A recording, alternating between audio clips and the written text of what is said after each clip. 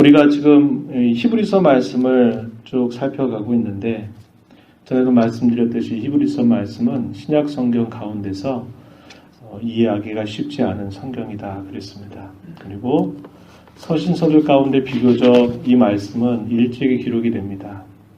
대부분이 구약에 익숙해 있는 유대인들에게 있어서는 구약의 많은 그런 정결에 관계된 것, 또 성막이나 성전, 그들이 늘상 드리는 제사에 관한 한 아주 익숙하게 알았던 그런 사람들이었어요. 그런데 그것에 익숙한 사람들에게 예수님께서 이 땅에 오셨다. 그리고 나사렛 예수를 믿는 사람들이 많이 일어나고 있다 하는 그런 관계들 속에서 많은 유대인들이 초기에는 다 어떻게 하냐면 예수를 믿고 따르는 사람들을 박해했던 부분들 우리가 잘 기억합니다. 그래서 왜 구약에 익숙해 있는 그 유대인들이 예수님께서 이 땅에 해오신 그 일과 어떠한 관계가 있고 왜 예수님께서 그렇게 오셔서 십자가에서 죽으셨고 다시 사셔야만 되셨는지 이런 부분들에 대한 가장 적절한 설명이 필요한 겁니다. 그래서 구약의 말씀은 그들의 성경으로 받으면서 신약은 그건 우리의 믿음의 내용이 아니다. 그래서 대부분의 유대인들은 이 사실들을 거절을 했고 또 지금도 이스라엘 사람들은 여전히 이 신약의 이 말씀들을 받아들이지 않습니다. 그랬을 때 이 구약과 신약이 어떠한 관계를 가지고 있고 구약에 익숙해 있는 그 유대인들이 어떻게 예수님을 믿어야만 되는지 그 사실에 대한 적절한 설명과 해석이 필요했던 것이죠. 그래서 이 히브리서 말씀을 통해서 그 사실을 분명하게 알려주는 겁니다. 그래서 구약시대의 많은 그런 제사에 대한 그 말씀들은 이 신약의 히브리서를 통해서 마치 히브리서라고 하는 안경을 딱 쓰면서 구약의 레위기를 읽고 또 구약의 율법서를 읽어야 이게 이런 뜻이었군요 하는 것들을 알 수 있음을 알려주는 겁니다. 그렇다면 우리가 이 히브리서의 말씀을 읽으면서 배울 수 있는 게 뭐냐? 하나님께서 우리를 구원하시기 위해서 어떻게 준비해 오셨는가? 또 그 일들을 어떻게 이루어 주셨고 왜 우리를 구원하신 이 사실이 하나님의 은혜에 달려 있는가 하는 것들을 우리에게 가르쳐 주고 우리가 구원받은 자로서 믿음 가운데 우리 생에 다하도록 살아야만 되는 그런 이유에 대해서 이 히브리서 말씀을 우리에게 잘 가르쳐 준다는 겁니다. 우리가 오늘 읽은 이 본문 말씀은 히브리서 5장에서부터 오늘 우리가 10장의 중간까지 이제 10장 앞부분도 중간까지 읽었는데요. 히브리서 5장에서부터 계속적으로 사도가 이야기해왔던 내용들이 뭐냐면 예수님은 참되신 대제사장이시다. 예수님은 대제사장의 직분을 받으셨고 그 직분을 따라서 제사장 직분을 행하셨다라는 사실을 누누이 아주 오랜 많은 부분들을 할애하면서 지금까지 설명을 해온 겁니다. 그래서 오늘 우리가 읽은 이 본문의 내용은 그동안 쭉 논의해왔던 예수님이 참 대제사장이시다. 또 그분이 대제사장으로서 그분이 행하신 제사장의 직분과 그분의 사역이 무엇인가 하는 것을 종합적으로 결론을 내려주는 부분이 되고요. 이제 우리가 다음 부분부터 살피게 된 내용은 이제 이러한 가르침에 따라서 우리가 어떻게 해야 될 것인가에 대한 구체적인 삶에 대한 권면의 내용들을 담아주고 있습니다. 그래서 10장의 후반에 가서 권면하는 메시지 그리고 잘 아는 우리 11장 보면 믿음의 장이라 불러서 우리 믿음의 선진들이 어떻게 자신들의 주어진 삶을 살아왔는지에 대해서 쭉 그 이야기를 길게 들려주고 12장, 13장 하면서 이제 히브리서가 마무리되는 겁니다. 그래서 어떻게 보면 우리가 등산하는 가운데 가장 그 어려운 그런 부분들을 넘어온 거예요. 8부 능선, 9부 능선이라고 그러죠. 그런 정도를 쭉 지금 오랜 시간 동안 살펴본 것입니다. 오늘 우리가 읽은 내용은 이제 그러한 예수님의 대제사장의 직분에 관한 부분들을 이제 마무리하는 그런 가르침을 우리가 살펴볼 수 있다고 하는 겁니다. 본문 1절로부터 4절 내용에 보면요. 구약의 율법과 그 구약에서 가르치는 여러 내용들이 한계가 있다라는 사실을 또다시 정리해주고 있어요. 율법의 제사들은 자주 드려지긴 했지만 죄를 제거할 수 없었던 것이 분명한 그 한계였다는 사실을 또다시 이야기해주고 있습니다. 1절에 한번 가서 보세요. 율법은 장차 올 좋은 일의 그림자일 뿐이고 참 형상이 아니다. 여기 그림자라고 하는 말은 여러분 그림을 그릴 때 처음부터 완벽하게 이렇게 색을 다 칠해가지고 그림을 그리지 않잖아요. 되게 처음에 그림을 그릴 때 어떻게 하십니까? 연필 같은 거 가지고 이렇게 대략적으로 이렇게 스케치를 하죠. 소위 밑그림을 그린다 그래요. 밑그림을 그려놓고 그걸 가지고 잘 밑그림이 됐는가를 살펴본 다음에 이제 실제로 그 밑그림을 중심으로 해가지고 진짜 그림을 그려가는 식으로 해서 그림을 완성하게 돼요. 여기서 말하는 이 그림자라고 하는 의미가 마치 우리가 미술에서 어떤 그림을 그려갈 때 밑그림을 그리는 것과 같은 그런 의미를 담고 있는 말입니다. 구약시대의 제사들은 결국 예수님께서 이 땅에 오셔서 참 제사를 보여주기 위한 밑그림의 역할들을 했다라는 거예요. 그걸 두고 여기서 그림자라고 하는 말을 쓴 것입니다. 그럼 여기서 말하는 참 형상이라고 하는 건 뭘까요? 실제로 그려진 그림을 이야기하는 거죠. 그게 뭐냐면 예수님께서 이 땅에 오셔서 우리를 위해서 희생의 제사를 완전하게 드려주셨다라는 것을 여기서 참 형상이다 이렇게 표현을 했다는 거예요. 계속해서 보면 해마다 늘 드리는 같은 제사로는 나오는 자들을 언제나 온전하게 할 수 없다 이렇게 표현했어요. 해마다 늘 드리는 같은 제사. 7월 11일일 때 유대인들은 대속죄일을 맞이해서 대제사장이 1년에 단 한 차례 이 성막 가운데서도 가장 지극히 거룩한 곳, 지성소라고 부르는 곳에 단 한 차례 들어가서 자신을 위해서 온 백성을 위해서 속죄의 제사를 드리는 그날입니다. 그래서 1년에 단 한 차례만 들어갈 수 있어서 1년에 한 번씩 계속 반복이 됐던 제사를 말하는 겁니다. 이것은 이스라엘 백성들이 드렸던 모든 제사 가운데 가장 귀한 그런 제사였다고 하는 것이에요. 그래서 해마다 늘 드리는 같은 제사가 나오는 자들을 언제나 온전하게 할 수 없었다. 언제나 온전하게 할 수 없었다라는 말은 처음부터 끝까지 그것은 온전하게 할 수 없었다라는 것을 뜻해주는 그런 말입니다. 만약에 그것이 정말 온전한 제사가 될 수 있었다면 2절에서 소개하기를 뭐라고 말하냐면 섬기는 자들이 단번에 정결하게 되어 다시 죄를 깨닫는 일이 없을 것이다 이렇게 말하는 거예요. 그리고 드리는 그 제사를 그쳤을 것이라는 겁니다. 그런데 제사는 계속 반복이 되었고 그 제사하러 나오는 백성들은 끊임없이 자신의 죄를 끊임없이 발견하고 깨닫는 일이 있었던 것이죠.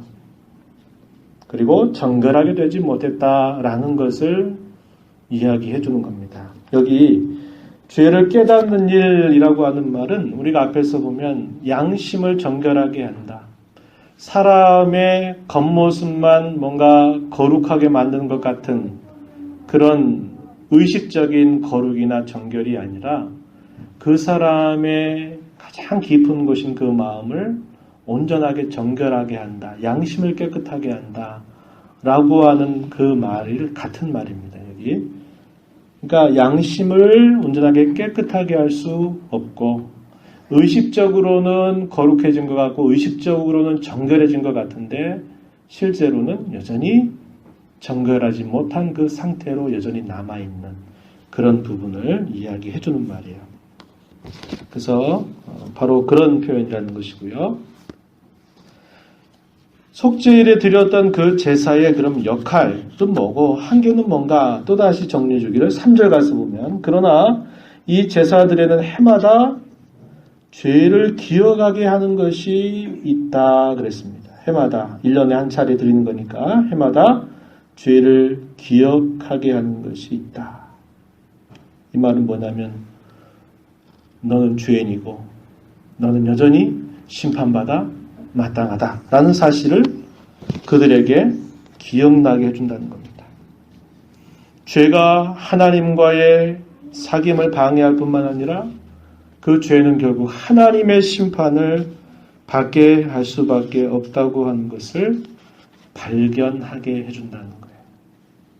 17절 말씀에 가서 보면요. 예레미야 선지자를 통해서 주셨던 말씀을 인용하는 말씀인데 17절 보면 또 그들의 죄와 그들의 불법을 내가 다시 기억하지 아니하리라 하셨다 그랬습니다. 그들의 죄와 불법을 내가 다시 기억하지 아니하리라. 이 말과 여기 3절의 이 말은 반대말입니다. 반대말. 그러니까 여기 17절에서 하고 있는 이 말씀은 새 언약을 예레미야 선지자를 통해서 예언하게 하는 그때 어떤 일이 이루어질 것인가 예언한 말씀이에요. 그때는 어떻게 된다는 거예요? 죄와 불법을 내가 다시 기억지 않겠다. 그러나 옛 언약, 구약의 이 제사 제도 아래 있는 모든 사람들은 해마다 뭘 기억한다는 거예요? 자기의 죄를 기억할 수밖에 없다는 거예요. 나는 여전히 죄인이고 이 죄에 대한 우리의 바람은 결국 심판밖에는 없다고 하는 사실들을 그들에게 기억하게 하는 역할이 있었다는 겁니다. 그것을 역할이라고 여기서 소개하고 있는 거예요. 자, 그러면은 계속 이어서 또 뭐라고 말하냐면 왜 그렇게 되느냐? 4절에 보니까 황소와 염소의 피가 능히 죄를 없이 하지 못하기 때문이다. 이렇게 표현했습니다. 왜 그렇게 받게 될 수 없었는가? 그 짐승의 희생으로 드린 그 피가 그 백성들의 죄를 정결하게 할 수 없기 때문이다. 이렇게 이야기해 주는 겁니다. 우리는 구약의 내용을 살펴보면서 이런 내용을 기억해요. 그들이 제사하러 나오면서도 그들의 마음이 딴 데 이렇게 있는 경우들이 많이 있었음을 우리가 기억하죠. 그들이 재물을 좋은 재물을 가지고 오고 그들이 성회와 집회와 그들이 모이라고 말하는 그런 안식이나 절기 때마다 그들이 하나님 앞에 나오는데 그들이 하나님 앞에서 행하는 그런 태도와 자세와 모습이 하나님 보시기에 역겨워할 정도로 그들의 마음이 딴 곳에 있었던 때가 참 많았다는 걸 기억하죠. 이사야 선지자를 통해서 이사야서 1장에 보면 너희가 내 앞에 보이러 오니 누가 그것을 너희에게 요구하였느냐. 내 마당만 밟을 뿐이니라. 너희가 가져오는 재물이 난 역겹다. 너희가 성회로 집회로 모이는 것이 내가 지기에 너무나 곤비하다. 그러니 너희가 아무리 손을 펴서 내게 기도할지라도 나는 너희의 기도를 듣지 않겠다. 하나님께서 이렇게 하시는 말씀을 봐요. 왜냐하면 유다의 그 시대, 유다 나라 같은 경우에도 여전히 그들의 신앙이 화석화되고 형식화되다 보니까 하나님 앞에 그들이 나오는데도 그들의 마음은 굉장히 덜 같은 마음을 가지고 나오는 겁니다. 그들의 마음이 하나님을 찾고 하나님의 긍휼을 구하고 하나님의 은혜를 구하는 게 아니라 그저 때가 되니까 자리에 있는 것이고 또 드리라 그러니까 와서 드리는 것인데 그들의 마음은 거기에 없는 거예요. 이런 것이 결국 그들의 역사를 아주 짧게 만들고 이방 나라에 의해서 멸망당하게 되는 그런 요인들을 그들이 만든 거죠. 만들었어요. 그러니까 여기서 하는 이 말의 의미는 그들이 그저 몸만 왔다. 그들이 그저 잘못된 그런 생각을 가지고 제사만 드렸다. 그런 걸 말하는 게 아니라 그건 두말할 필요 없이 구약의 제사 자체가 아무리 그들의 그 제사에 그들이 집중해서 그 제사를 잘 한다 하더라도 그 제사 자체는 그들의 양심을 온전히 정결하게 할 수 없었다라고 가르치는 말입니다. 그런 뜻이에요. 그저 형식적으로 나와서 한다라는 것을 말하는 것 정도가 아니고 그들이 그 제사를 잘 한다 하더라도 그 제사 자체가 그들의 죄를 용서하지 못했다는 겁니다. 그들의 양심을 깨끗하게 할 수 없었다는 거예요. 이게 뭐냐면 구약의 제사의 한계라는 겁니다. 아까도 말씀드렸듯이 그림 그릴 때 그냥 밑그림 같은 거 하면은 경계선도 이렇게 살짝 이렇게 그려놓잖아요. 선명하게 안 그리고 이렇게 그렸다가 또 틀림 옆에 이렇게 그려놓고 이렇게 한 다음에 나중에 그 밑그림을 보고 또 실제 그림을 보면서 그것을 교정하고 하다가 나중에 이제 그것이 딱 교정이 됐을 때 진짜 그림을 그려가는 그런 형식이라고 그랬었죠. 구약의 제사가 마치 그런 것과 같았다는 겁니다. 그래서 그 자체가 그들을 온전하게 할 수 없었다는 거예요. 이것이 계속적으로 지금 이 사도가 강조하고 있는 그런 표현의 내용이 되는 거죠. 그런 다음에 이제 이렇게 소개한 거예요. 구약에 드렸던 그 무수한 제사가 아무리 그 제사가 잘 드려진다 하더라도 그것으로 인해서 그들의 죄가 깨끗함을 받아서 사죄의 은혜를 그들이 누릴 수 있었던 게 아니다. 이렇게 이야기한 겁니다. 그러면서 이제 본문 5절부터 10절에 가면은 무슨 이야기를 하냐면요.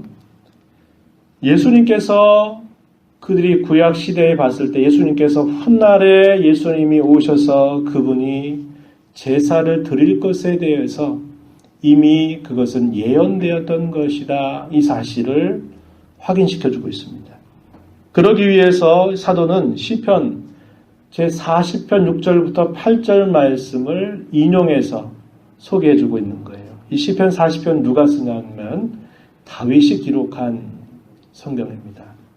거기에 보면 장차 이 율법의 모든 제사들은 다 폐지될 것이고 그리스도의 몸에 의해서 제사가 드려질 것이 있을 것이다 라는 사실이 이미 구약에 예언되었다. 이 사실을 확인시켜주고 있습니다.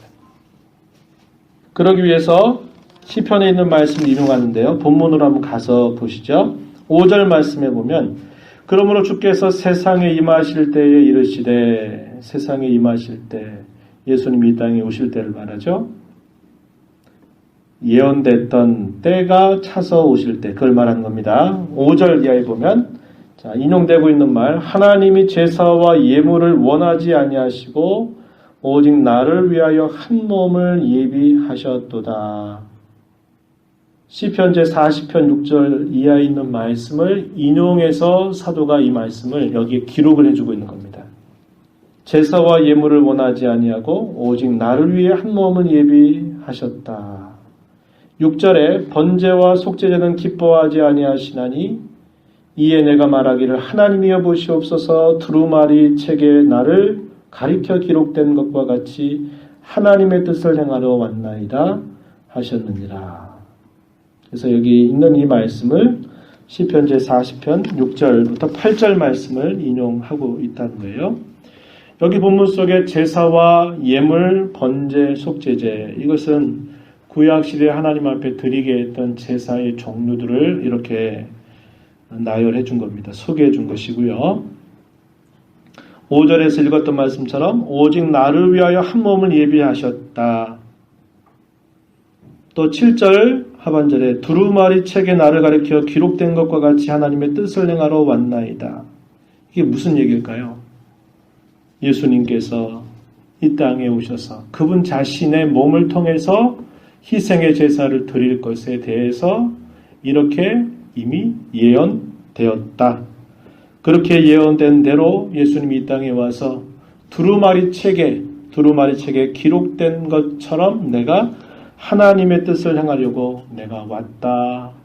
이렇게 예수님이 하시면서 그 구약의 모든 제사를 그분이 완성하시게 되는 것에 대해서 얘기하고 있는 겁니다. 실제로 시편 제40편 6절로 8절 말씀해 보면은 한 몸을 예비하였다라는 표현이 있진 않아요.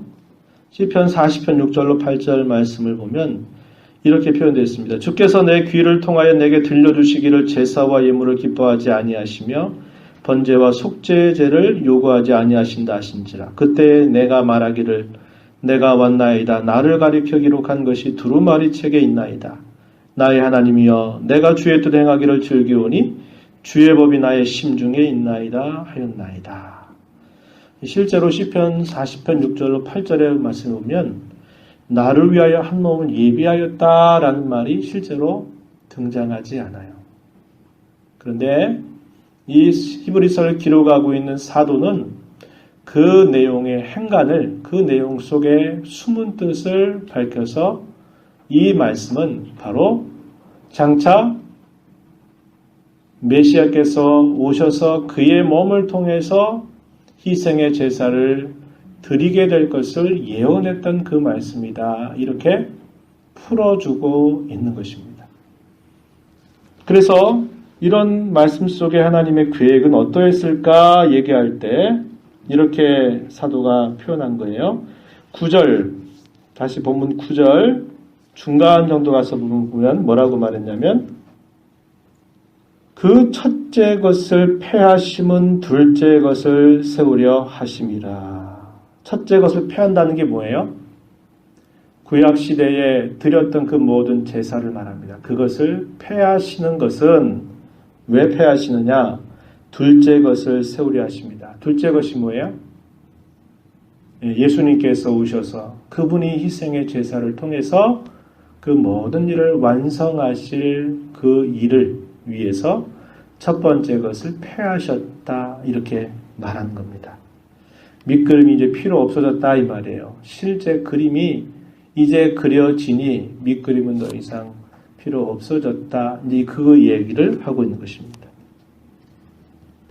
그래서 10절의 말씀을 보면 이 뜻을 따라서 예수 그리스도의 몸을 단번에 들이심으로 말미암아 우리가 거룩함을 얻었다. 이렇게 소개합니다.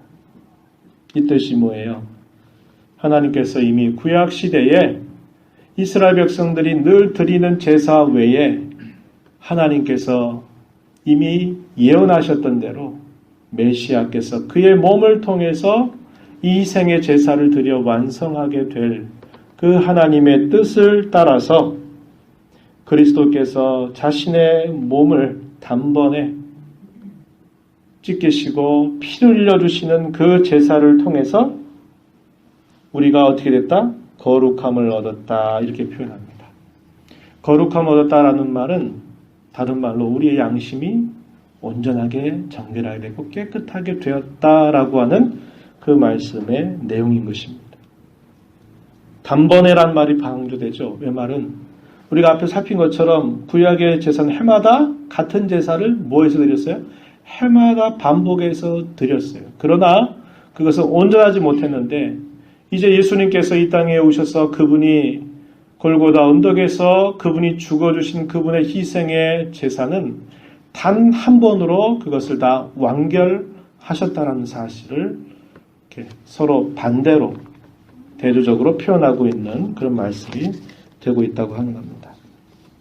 그래서 11절부터 마지막 18절 내용에서는 옛 이런 언약하에 있는 제사장들과 예수님의 제사를 또 비교하면서 예수님의 제사를 통해서 얻는 혜택이나 열매나 유익이 무엇인가를 이제 정리를 해주고 있습니다. 자, 여기 내용 속에는 그리스도께서 자신의 몸을 단번에 들이심으로써 우리는 온전하게 죄 사함을 얻게 되었다라는 것을 여기서 다시 한번 정리를 해주고 있어요. 이미 살폈던 내용처럼 11절 말씀에 보면은 구약의 제사는 뭐라고 표현했나요? 언제나 죄를 없게 하지 못하였다. 이렇게 얘기했어요. 구약의 제사는 이러했다는 겁니다. 그러나 예수님의 제사는 어땠느냐? 12절, 13절 말씀 우리 함께 다시 읽어볼까요? 한번 읽어봅니다. 오직 그리스도는 죄를 위하여 한 영원한 제사를 드리시고 하나님 우편에 앉으사 그 후에 자기 원수들을 자기 발등상이 되게 하실 때까지 기다리시나니. 오직 그리스도는, 이 말은 구약의 제사장들과 다르게 오직 그리스도는 죄를 위하여 한 영원한 제사를 드리셨다.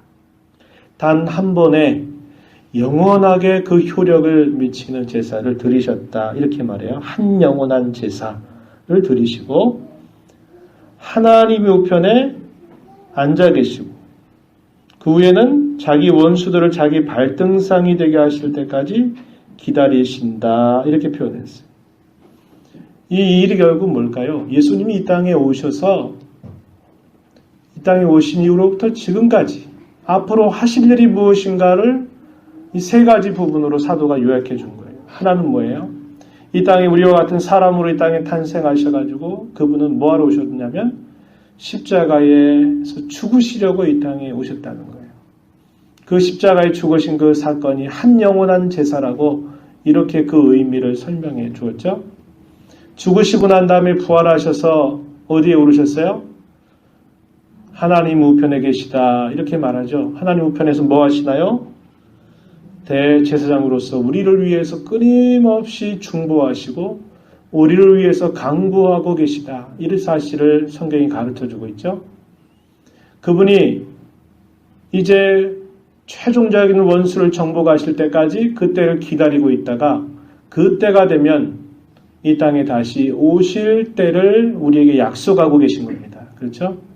재림에 대한 약속을 표현한 거죠. 이 땅에 오셔서 속죄하셨던 사실, 부활 승천하셔서 하나님 우편에서 지금도 우리의 변호자, 우리의 대언자로 지금도 일하고 계시다고 하는 사실, 그리고 그분이 장차 이 땅에 다시 오시게 될 그 일을 남겨두고 계시다는 것. 이게 다 뭐라는 거예요?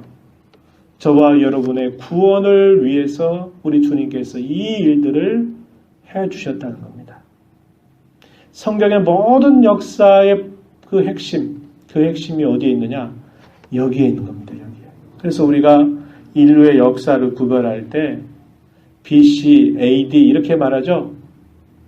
그렇게 말한다고요. 믿지 않는 사람도 그렇게 말하는 거예요. 주전 몇 년경에 무슨 옛날에 이런 사건이 있었대. 이렇게 말하고 주후 2000 몇 년에 무슨 일이 있었대. 이게 뭐예요 다? 예수님이 이 땅에 오시기 전 그리고 오시고 나서를 분기점으로 삼아서 오시기 전에 역사가 어떠하고 오신 이후에 역사가 어떠하고 이렇게 지금 우리가 역사를 크게 구별하고 있는 거예요.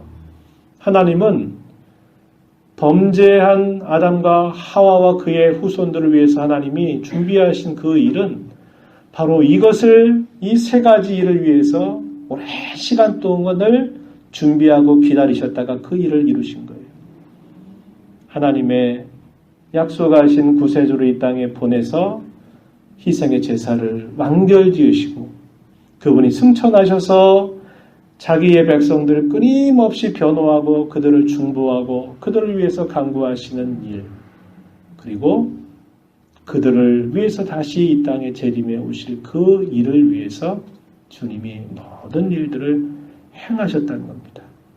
그래서 인류 역사의 가장 큰 초점이 여기에 있고 그 초점이 누구에게 향하고 있다는 거예요? 우리에게 향하고 있다는 것이 참으로 놀랍다는 겁니다.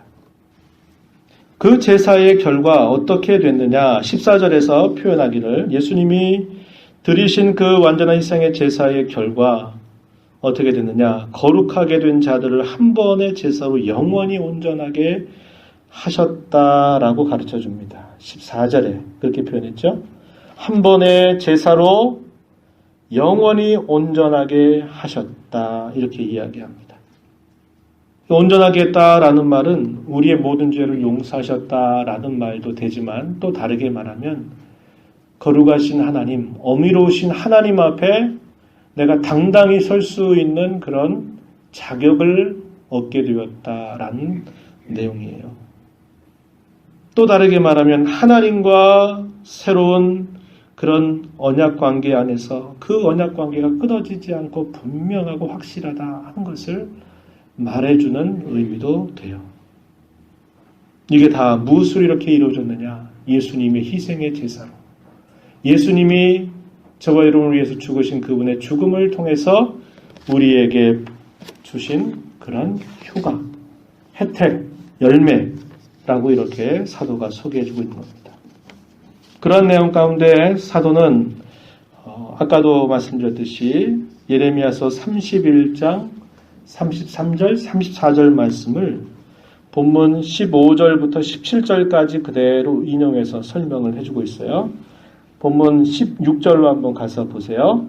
주께서 이르시되 그날 후로는 그들과 맺을 언약, 이게 새 언약이라고 말합니다. 신약, 한자말로 말하면 신약, 맺을 언약이 이것이라 하시고 내 법을 그들의 마음에 두고 그들의 생각에 기록하리라. 17절에 또 그들의 죄와 그들의 불법을 내가 다시 기억하지 아니하리라 하셨다. 뭘 근거로 이런 약속을 하시느냐? 뭘 근거로 이런 약속을 하시느냐? 예수님을 통해서 이루실 그 완전한 속죄의 제사를 근거 삼아서 내가 너희의 죄와 불법을 내가 다시는 기억하지 않겠다. 이런 약속을 이미 예레미야 선지자를 통해서 약속하셨다는 거예요. 그게 새 언약입니다. 신약이에요. 신약. 그 예언대로 예수님이 이 땅에 오셨고 이 땅에서 죽으셨고 하나님의 우편 보좌에 계시고 그분이 다시 오실 것을 우리에게 약속하고 계시다는 겁니다. 여러분들이 한번 보실 수 있겠어요? 예레미야서 31장 33절 34절에 보면은 이제 그런 말씀들을 좀 더 자세하게 이렇게 소개해 주는데 여기서 인용하고 있는 이 말씀의 내용은 그 가운데서 핵심적인 부분만 딱 인용을 한 겁니다. 하나님의 말씀을, 하나님의 법을 그들의 바깥에 기록된 어떤 문건으로 있는 게 아니라 하나님의 말씀을 어디에 둔다고요? 그들의 생각과 그들의 마음의 말씀을 심어두겠다는 거예요. 이건 무슨 얘기냐면 하나님 말씀의 참된 기록자이신 성령님께서 믿는 자들의 마음속에 내주 안에 거하시는 거예요. 안내자, 머무를 주자. 내주하셔서 떠나지 않고 성령께서 믿는 자들의 심령에 계셔서 그의 마음을, 그의 양심을 주장하고 성령이 이끄시는 그런 일들을 끊임없이 하신다는 거예요. 그래서 하나님의 말씀의 법을 바깥에 기록된 하나의 책처럼 두는 게 아니고 그 말씀을 어디에? 그들의 마음과 생각에 그 말씀을 기록하겠다라고 이렇게 했던 것처럼 예수님께서 저와 여러분을 위한 이 모든 속죄의 일들을 완결하시니까 그 사실을 하나님 아버지 앞에 보고하시죠. 승천하셔서 마치 보고하는 거예요. 우리가 이해하기 쉬운 표현으로 성경이 그렇게 표현해요. 아버지 앞에 가서 아버지께서 나를 이 땅에 보내신 내 모든 일들을 내가 다 완수하고 이제 완수하고 내가 돌아왔습니다. 이것을 보고했다는 거예요. 보고한 것을 보시고서 아버지께서 그리고 아들께서 누구를 보내셔요? 주의 영, 하나님의 신을 이 땅에 보내신 거예요. 이게 뭐예요? 오순절 성령이 강림하신 사건이라고 이야기하고 있는 겁니다. 성령이 신자들의 마음속에 거하면서 그들을 일깨우고 깨닫게 하고 그들을 진리 가운데 세우고 그들의 삶을 인도하고 그들의 양심을 찌르면서 그들로 이렇게 살면 안 된다, 이렇게 살아가야 된다, 끊임없이 성령께서 그들의 마음을 움직여서 끊임없이 그들을 인도해 가시는 일이 이루어졌다는 거예요. 근데 이것은 이미 구약의 예레미야 선지자를 통해서 혹은 에스겔 선지자를 통해서 이미 예언되었던 그 내용이 실제로 이제 이루어진 것이다. 이렇게 소개해주고 있다는 겁니다. 그들의 모든 죄를 다 사하셔서 그들의 죄를 다시는 기억하지 않겠다고 약속하셨던 그 일이 예수님의 속죄의 그 죽으심을 통해서 우리에게 온전히 이루어졌다. 이렇게 이야기하고 있다는 겁니다. 그래서 18절 마지막 절에 뭐라고 말해요? 다시 죄를 위하여 제사 드릴 것이 없다. 이렇게 마무리를 짓는 겁니다. 그러니까 오늘날 우리가 하나님 앞에 예배하는 것은 구약의 제사를 반복하는 게 아니에요. 아닙니다. 제사 다시 드리는 거 아니에요. 제사는 이미 그리스도의 그 십자가의 대속으로 인해 모든 제사는 다 완결돼서 끝나버렸어요. 우리가 하나님 앞에 이 시간도 이렇게 나와서 하나님 앞에 찬송하고 기도하고 말씀을 듣고 소위 예배하는 것은 뭐예요? 이미 우리 안에서 이루어지신 그 구원에 대한 감사를 가지고 하나님 앞에 감사하고 찬양하고 경배하는 것이 우리가 예배하는 것이다. 이렇게 말하는 겁니다. 그러니 우리가 예배를 또 다른 제사처럼 이렇게 생각하는 것은 우리가 대단히 조심해야만 되는 것이에요. 누차 말씀드리지만 캐톨릭에 생각하는 미사는 이 희생제사의 반복을 뜻하고 있기 때문에 이건 예수님의 대속 사건을 인정하지 않는 악한 일입니다. 그래서 종교개혁자들이 목숨을 걸고 미사를 반대했던 거예요. 근데 지금도 여전히 천주교는 미사라고 해서 여전히 그 일을 반복하고 있어요. 모르면 우리가 그냥 예배라 생각하지만 이건 예배가 아니에요. 결코 예배가 아닙니다. 그리스도의 대속을 불완전한 것으로 만들면서 끊임없이 반복하는 제사로 그들이 가르치고 그 일을 하고 있는 것이다 이 말이에요. 제가 말씀드리고자 하는 것은 캐톨릭을 반대하기 위한 게 아니라 여전히 그런 잘못된 그런 가르침을 여전히 지금도 계속 하고 있다는 겁니다. 말씀드릴게요. 아까 말씀드렸지만 이 모든 세상, 우리가 한평생 살면서 경험할 수 없는 이 넓고 큰 이 세상, 수많은 사람들이 자신의 주어진 삶을 살다가 떠나가는 그런 가운데 삶의 한 작은 부분을 살다가 잠시 잠깐 안개처럼 사라져가는 그런 저와 여러분이 살고 있는 이 세상, 이 세상을 주장하시는 하나님의 목표는 뭐라 그랬어요?